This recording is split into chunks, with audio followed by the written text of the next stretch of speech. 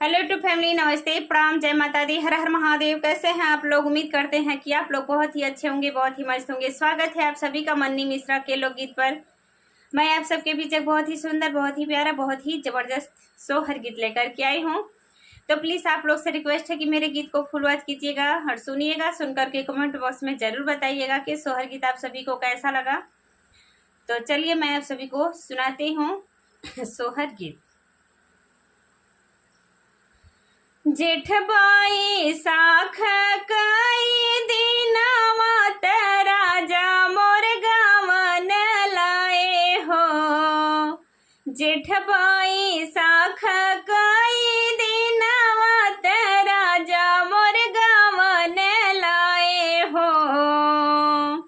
राजा हमरा के लागल छठी मास अपना विदेश चले हो।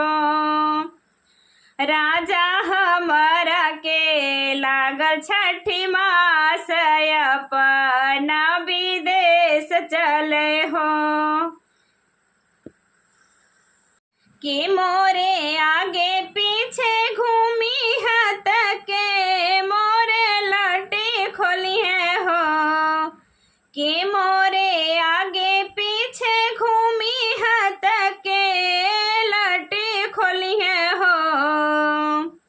राजा के मोरे मोहर लुटाई है लालन के जन्म पे हो।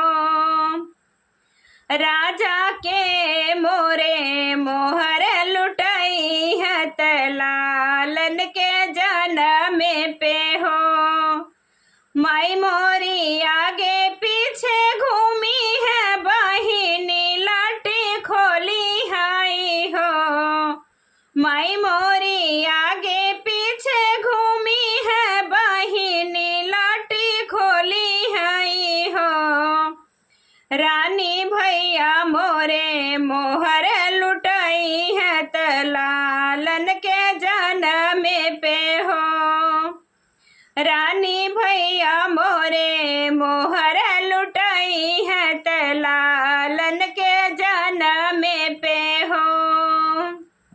माई तोहरी हाइन घर घुमानी बहिनी सासुराई तीनी हो।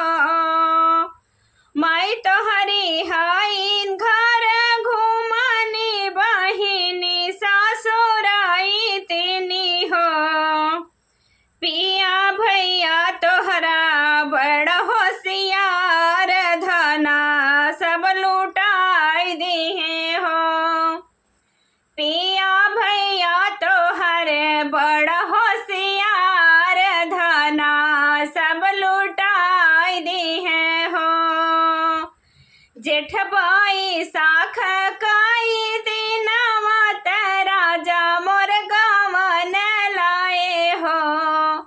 जेठ बाई साख कई दिनवा त राजा मोर गावन लाए हो। तो ये गीत आप सभी को कैसा लगा प्लीज़ कमेंट बॉक्स में ज़रूर बताइएगा।